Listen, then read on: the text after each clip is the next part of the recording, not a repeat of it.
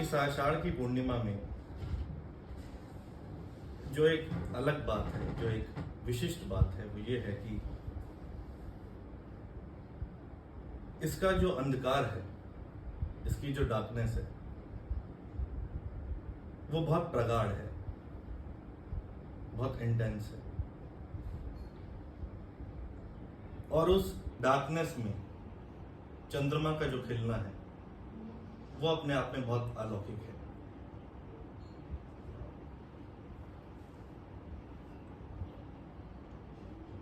वैसे तो 12 पूर्णिमा वर्ष में हमें अनुभव करने को मिलती है, लेकिन जो ये विशिष्ट पूर्णिमा है, इस विशिष्ट पूर्णिमा में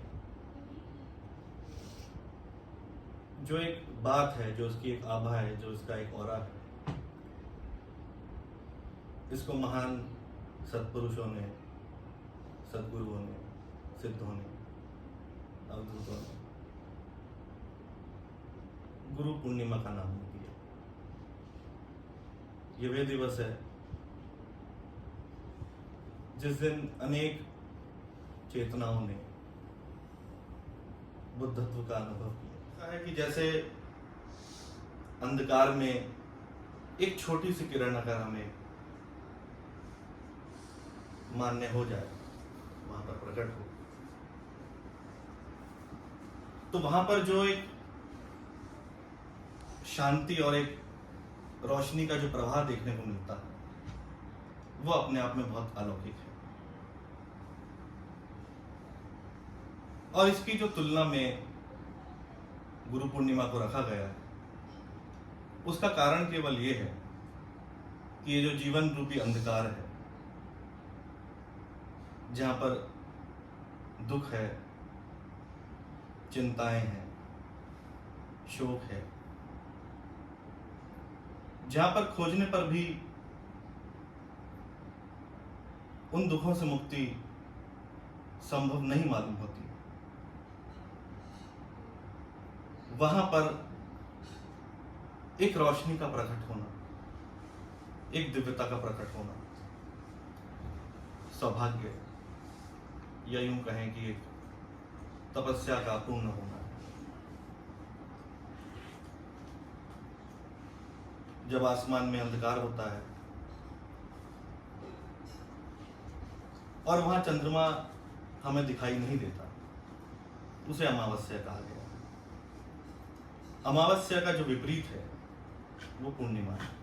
पूर्णिमा का अर्थ ये है जहां पर चंद्रमा पूर्ण कलाओं से निपुण, पूरी कलाएं उसकी सुशोभित हों और हमारे समक्ष प्रकट हो।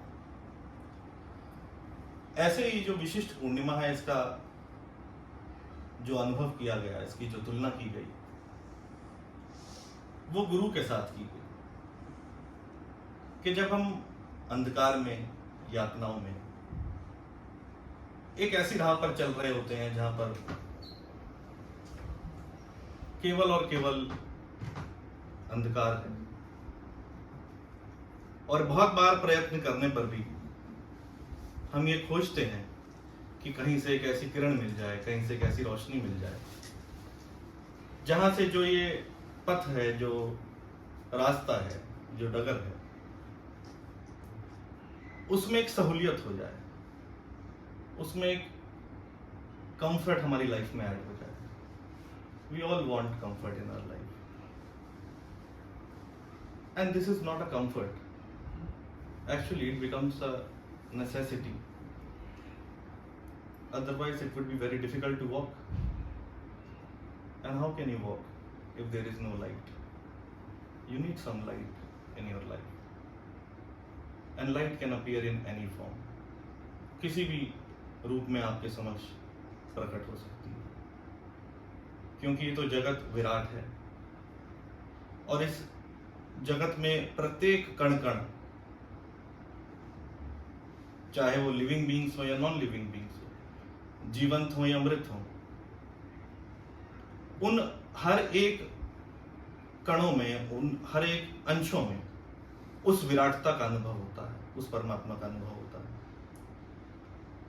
लेकिन क्योंकि ये जो हमारी ये जो भौतिक देह की जो आंखें हैं, जो हमारी फिजिकल आईज है, इनके लिए बहुत डिफिकल्ट है उस विराटता का अनुभव करना, क्योंकि ये आंखें इतनी छोटी हैं कि उस विराट को अनुभव करने में सक्षम नहीं।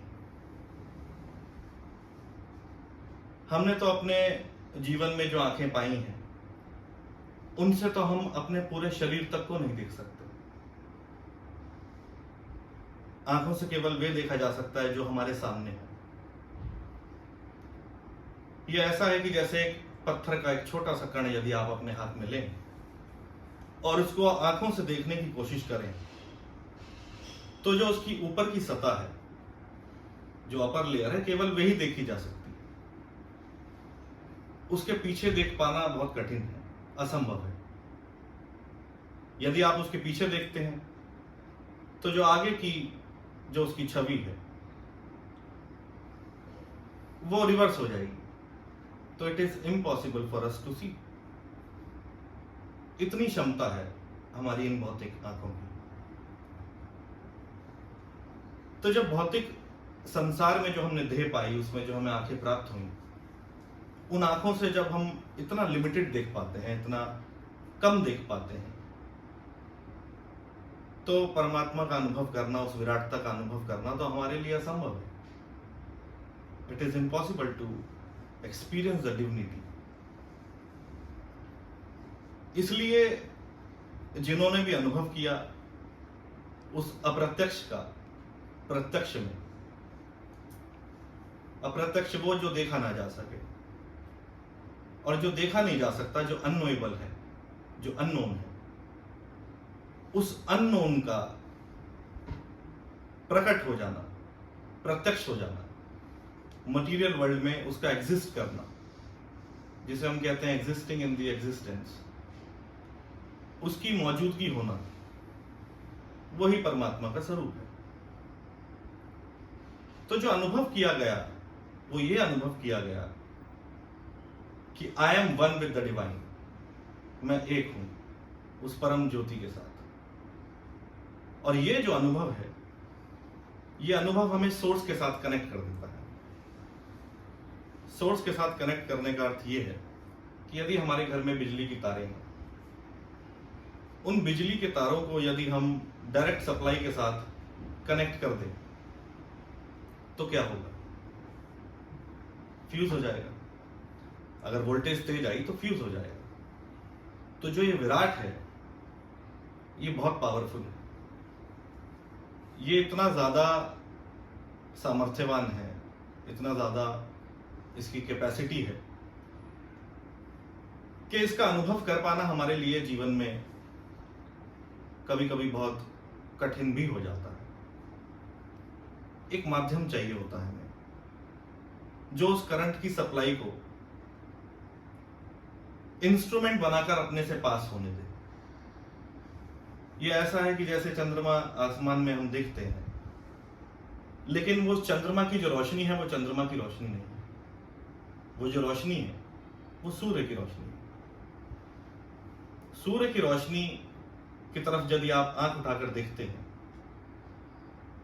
तो कुछ क्षण यदि ज्यादा देख लिया जाए तो आंखों की रोशनी भी जा सकती है, व्यक्ति अंधा हो सकता है। लेकिन चंद्रमा की तरफ जब आप आंखें करते हैं, उसे देखते हैं, तो वहां एक सौम्यता है, एक दिव्यता है। वो जो सौम्यता है उसके पीछे एक बहुत लंबी यात्रा है। वो जो सूर्य की तपिश है, सूर्य की जो रश्मियां हैं, सूर्य की जो किरणें हैं, उन सब को चंद्रमा ने अपने अंदर संजो के रखा। और वो अपने स्वार्थ के लिए नहीं, वो इसलिए कि चारों ओर उस पूर्णिमा की रात को, आषाढ़ की पूर्णिमा की रात को, जहां चारों ओर अंधकार है, वहां पर रोशनी फैल सके। बस यही काम गुरु का हमारे जीवन में होता है कि जितना भी परिश्रम है, जितनी भी यातनाएं हैं, जितनी भी कठिनाइयां हमारे जीवन में है, उन कठिनाइयों का अप्रत्यक्ष रूप जो है वो अपने ऊपर लेकर उस इंस्ट्रूमेंट की भांति आप तक वो सौम्यता, वो एक शांति है, एक ठंडक है, प्लेजेंट एनवायरनमेंट जिसे हम कहते हैं, वो वहां तक ट्रांसफर करना। लेकिन जितनी भी यात्राएं गुरुओं के साथ शिष्यों ने की, उसमें इतनी सौम्यता अनुभव नहीं होती, और उनके कई कारण हैं। कारण ये है कि जब हम अपने कमरे में बंद होते हैं, हमारी खिड़कियां बंद होती हैं, उन बंद कमरों की खिड़कियों से उस विराटता का अनुभव कर पाना बहुत कठिन है। क्योंकि कमरा बंद है, खिड़कियां बंद हैं, इसलिए वहां पर अंधकार है।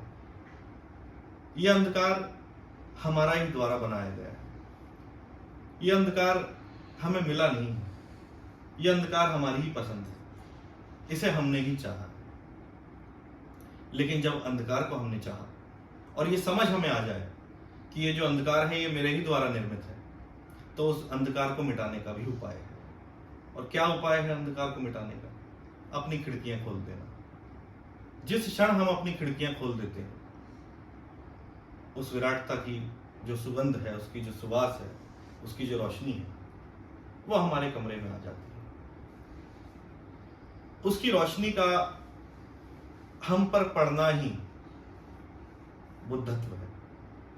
उसकी रोशनी का हम पर पड़ना ही हमारे जीवन से अंधकार के विदा होना है। अंधकार से लड़ने में एक हानि है, एक आपाधापी है, एक भागदौड़ है, एक मशक्कत है। और जब भी हम किसी चीज से लड़ाई करते हैं तो उसमें अंत में हमारी ही हार होती है। और यहाँ तो वो लड़ाई है कि जहां पर कोई दूसरा है ही नहीं, यहाँ तो केवल हम हैं। ये ऐसी लड़ाई है कि एक हाथ दूसरे हाथ से पंजा लड़ा रहा है। तो यदि एक हाथ जीत भी गया तो हार और जीत का सवाल पैदा ही नहीं होता, क्योंकि यहाँ जीतने वाले भी हम हैं और हारने वाले भी हैं। इसलिए यहाँ पर हार और जीत का सवाल है ही नहीं। यहाँ तो केवल जागरण का स्वभाव है, यहाँ तो केवल जागरूकता है, एक अवेयरनेस है। अवेयरनेस जब हमारी लाइफ में आ जाती है तो हमें यह समझ आ जाता है कि हम जो एक फाइटिंग कर रहे हैं, जो लड़ाई कर रहे हैं, वो हमारी एक भूल है, वो हमारा स्वभाव नहीं है। हमारा स्वभाव तो शांति है, प्रेम है, करुणा है, सत्य के मार्ग पर चलना है। और सत्य के मार्ग पर चलने के लिए हमें अपने जीवन में रोशनी चाहिए, सुगंध चाहिए, सुवास चाहिए। और वो सुवास इस भौतिक संसार में नहीं मिलती। If you try to find out the fragrance in this material world, उसकी एक लिमिट है, इट इज लिमिटेड। क्योंकि यहां पर जो भी है वो नश्वर है। हमारा शरीर है, हम जन्म लेते हैं, हम मरते हैं। यहां पर धरती पर जो भी आया है उसे तो जाना ही है।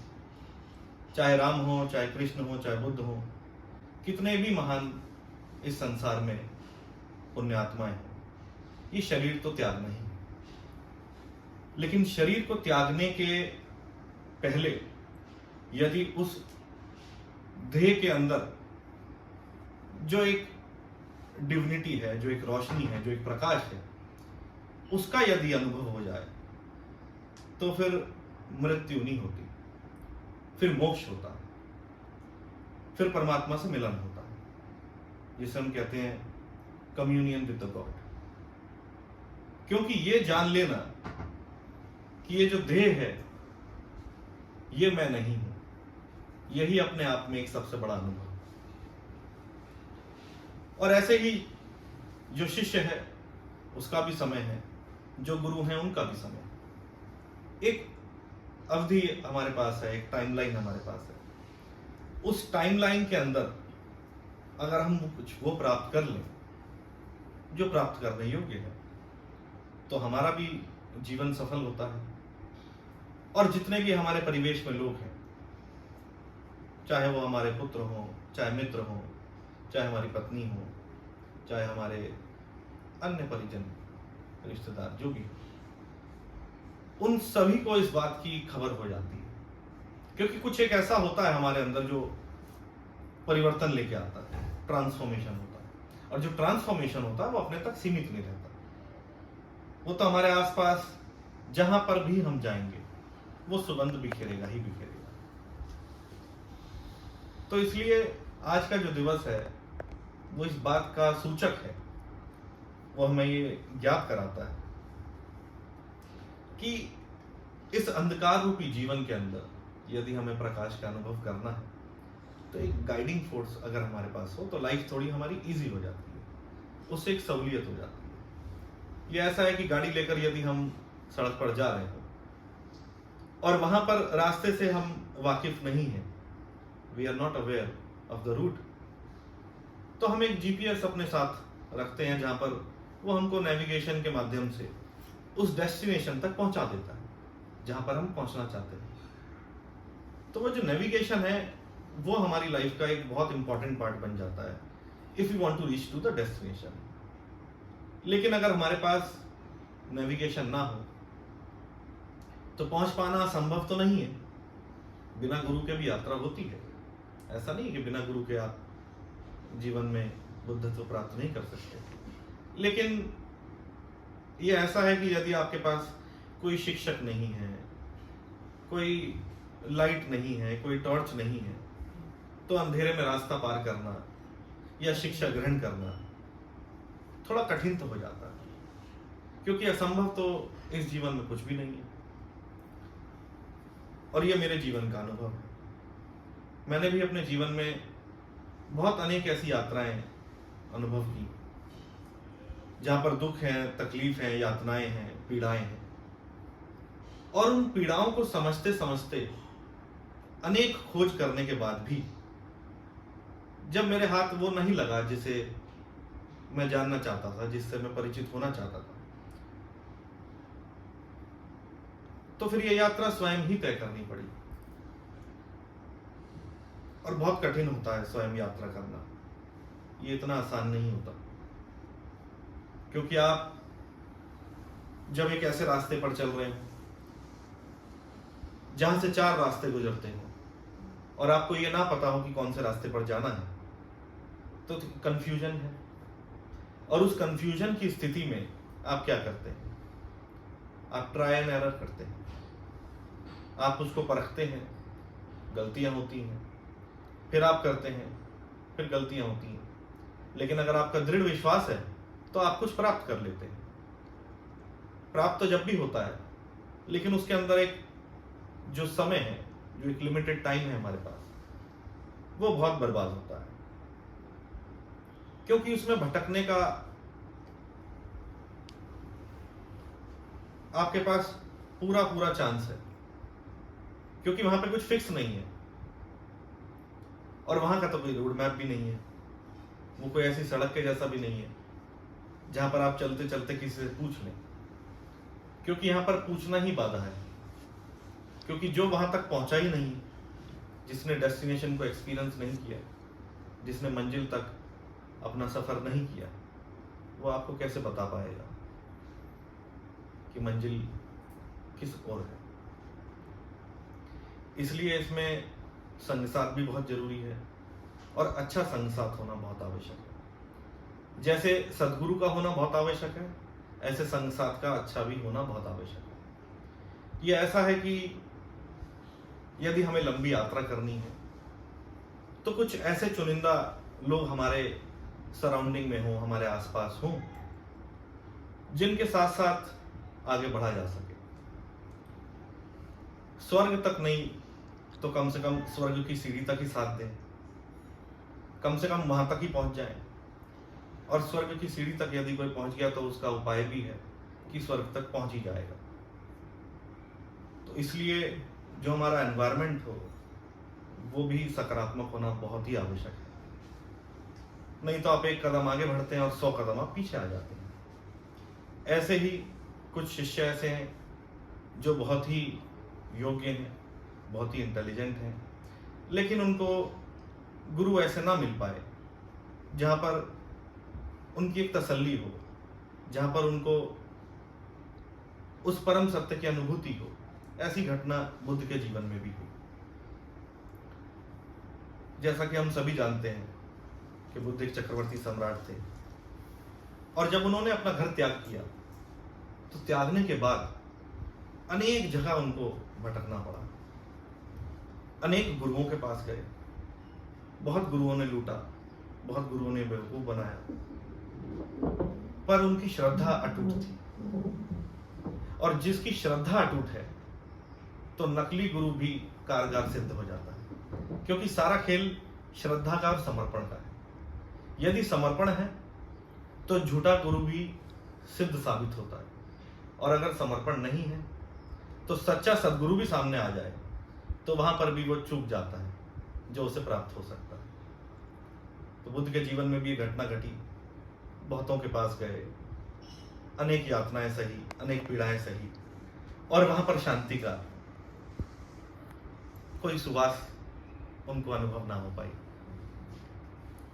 परीक्षण आया जब उन्होंने ये जान लिया कि मेरे जीवन में जो शेष जो उपाय बचे हैं, जो एफर्ट बचे हैं, वो ही मेरे जीवन में बाधाएं हैं। तो कभी कभी हम जब अत्यंत एफर्ट करने लगते हैं, जिसे हम कहते हैं कि बहुत ही ज्यादा कर लेना, एक्स्ट्रा कर लेना, उस एक्स्ट्रा करने में हम डैमेज कर लेते हैं, क्योंकि यहां पर एक्स्ट्रा करना ही एक बाधा है। यहां पर जो हम एफर्ट कर रहे हैं वो एफर्ट ही बैरियर है।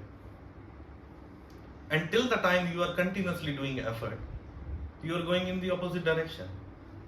विपरीत दिशा में जो हम यात्रा कर रहे हैं, और जिससे हम परिचित भी नहीं है, हमें पता भी नहीं है, और रोज ही हम कुछ ना कुछ अपने दिमाग में भर रहे हैं।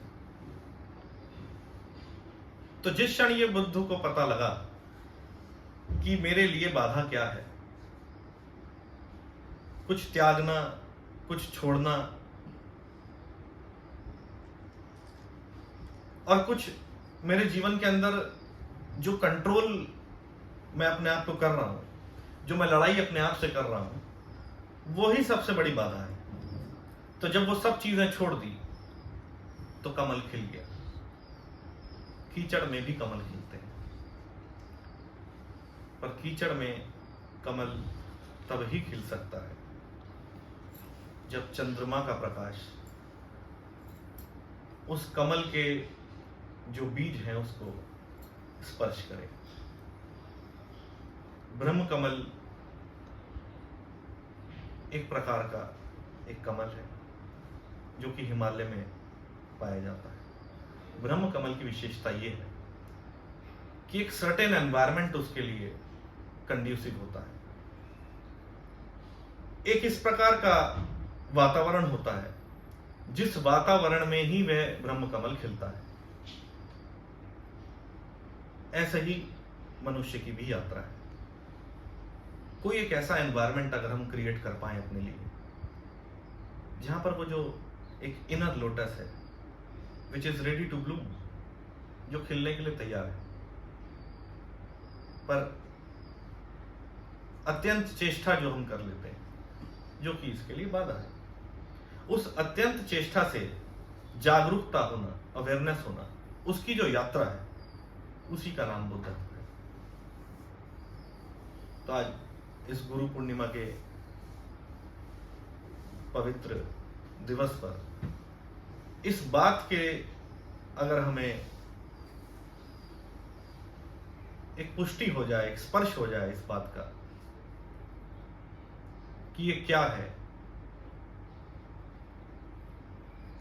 ये क्या मेरे जीवन में रूपांतरण ले आएगा, ऐसा क्या है जो मेरे जीवन में अधूरा रह गया है, और ऐसा क्या है जो मैं अपने जीवन में पा सकता हूं, मेरी संभावनाएं क्या है, मेरी कैपेसिटी कितनी है। तो जिस क्षण उस वास्टनेस का एक्सपीरियंस होता है, उस विराटता का अनुभव होता है, वही क्षण है जिस समय वो जो कमल, हमारा आंतरिक कमल है, वो खिल जाता है। और फिर उसके बाद जो हमारा जीवन जीने का जो ढर्रा है, जो हमारे जीवन जीने की शैली, वो पूरी तरह से बदल जाती है। उस बदलाव को ही दिव्यता कहा गया है, ट्रांसफॉर्मेशन कहा गया है। It is a journey which you may find very difficult, which you may find inappropriate, but because you cannot experience without these difficulties and barriers, you cannot go ahead. You have to go through all this. You have to look into each and everything. You have to understand everything. Without understanding, nothing can happen. तो ये आज गुरु पूर्णिमा का हमारा संदेश है। और अब हम कुछ क्षण के लिए ध्यान में बैठेंगे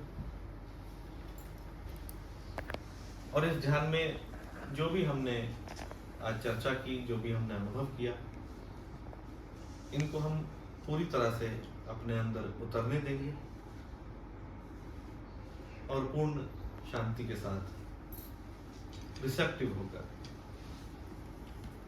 शांत होकर बैठ जाएंगे। काली काली काली बोले आज पाजदी फुराय, गया गंगा प्रभाशादी, काशी कांची देवाचाय, त्रिसंध्या जे বলে কালী পূজা সন্ধ্যা সে কি পায়, ত্রিসন্ধ্যা যে বলে কালী পূজা সন্ধ্যা সে কি পায়, সন্ধ্যা তার সন্ধানে ফেরে, সন্ধ্যা তার সন্ধানে ফেরে, তবু সন্ধি नहीं पाए, गया गंगा प्रभाशादी। मेरे गुराजी दा रूप सुनराए, मेरे गुराजी दा रूप सुनराए, दर्शन पावे कोई कर्मा वालाए, दर्शन पावे कोई कर्मा वालाए, आया आया दिन बड़ भागी, जागी जागी किस्मत जागी, द्वार खोल कर बैठा हूँ, तुम आ जाना भगवान, मैं खोल कर बैठा हूँ, मैं द्वार खोल कर बैठा हूँ, तुम आ जाना भगवान,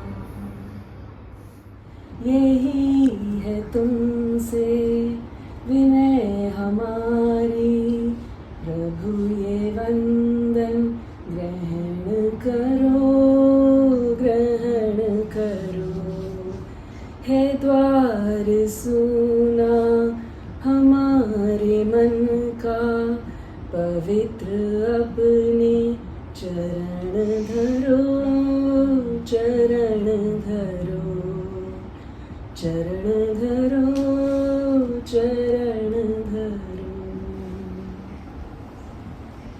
द्वार के बिना ही मेरी नाव चल रही है, हैरान है जमाना, मंजिल भी मिल रही है, हैरान है जमाना, मंजिल भी मिल रही है, करती हो तुम गुरुजी, सब काम हो रहा है, मेरा आपकी